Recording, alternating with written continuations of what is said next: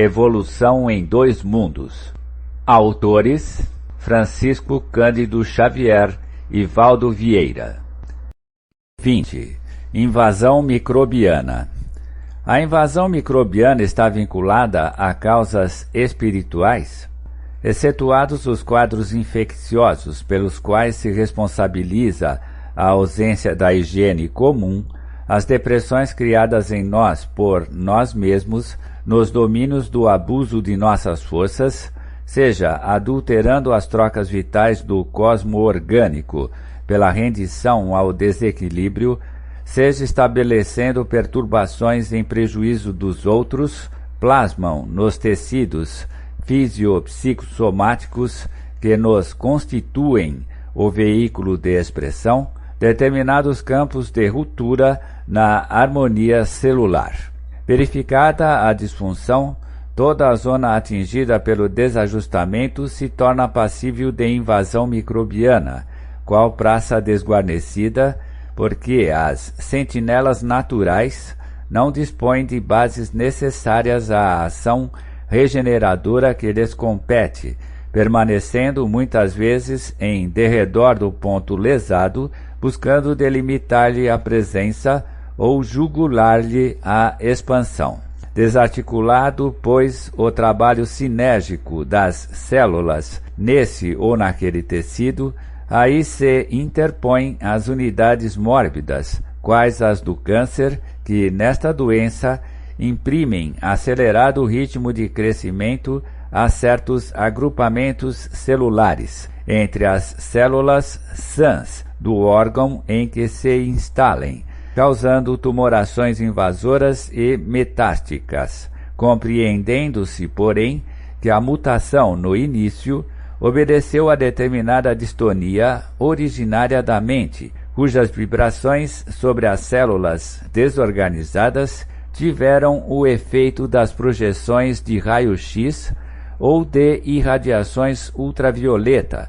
em aplicações impróprias. Emerge então a moléstia por estado secundário em largos processos de desgaste ou devastação, pela desarmonia a que compele a usina orgânica a esgotar-se debalde na tarefa ingente da própria reabilitação no plano carnal, quando o enfermo, sem atitude de renovação moral, sem humildade e paciência, espírito de serviço e devotamento ao bem, não consegue assimilar as correntes benéficas do amor divino que circulam incessantes em torno de todas as criaturas por intermédio de agentes distintos e inumeráveis, a todas estimulando para o máximo aproveitamento da existência na Terra. Quando o doente, porém, adota comportamento favorável a si mesmo, pela simpatia que instila no próximo,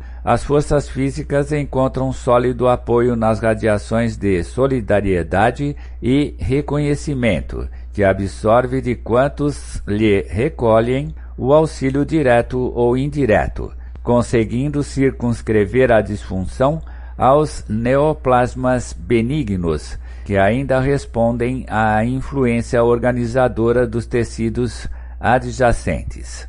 Sob o mesmo princípio de relatividade a funcionar inequívoco entre doença e doente, temos a incursão da tuberculose e da lepra, da brucelose e da amebíase, da endocardite bacteriana e da cardiopatia chagásica, e de muitas outras enfermidades, sem nos determos na discriminação de todos os processos morbosos, cuja relação nos levaria a longo estudo técnico. É que, geralmente, quase todos eles surgem como fenômenos secundários sobre as zonas de predisposição enfermiça que formamos em nosso próprio corpo, pelo desequilíbrio de nossas forças mentais, a gerarem rupturas ou soluções de continuidade nos pontos de interação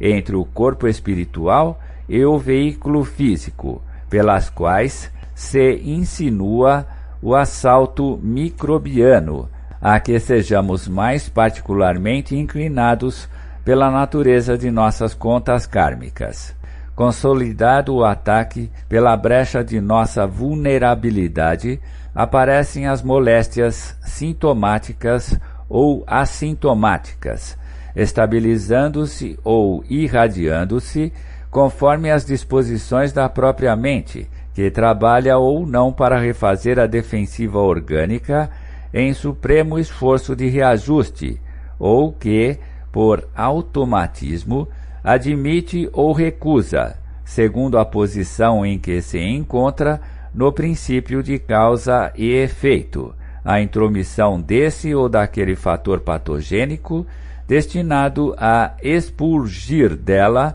em forma de sofrimento, os resíduos do mal, correspondentes ao sofrimento por ela implantado na vida ou no corpo dos semelhantes. Não será lícito, porém, esquecer que o bem constante gera o bem constante e que, mantida a nossa movimentação infatigável no bem, todo o mal por nós amontoado se atenua gradativamente, desaparecendo ao impacto das vibrações de auxílio nascidas a nosso favor em todos aqueles aos quais dirijamos a mensagem de entendimento e amor puro, sem necessidade expressa de recorrermos ao concurso da enfermidade para eliminar os resquícios de treva que, eventualmente, se nos incorporem ainda ao fundo mental. Amparo aos outros cria amparo a nós próprios,